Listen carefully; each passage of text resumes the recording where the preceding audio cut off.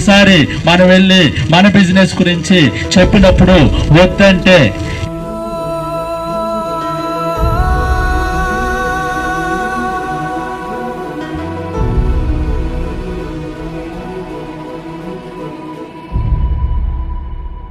ఏ కన్నులు చూడని చిత్రమే చూస్తున్నది నేడు నా ప్రాణమే.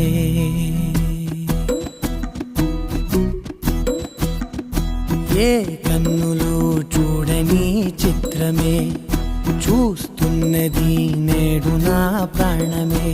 ఒకటే క్షణమే చిగురించే ప్రేమనే స్వరం ఎదలో వనమై ఎదిగేటి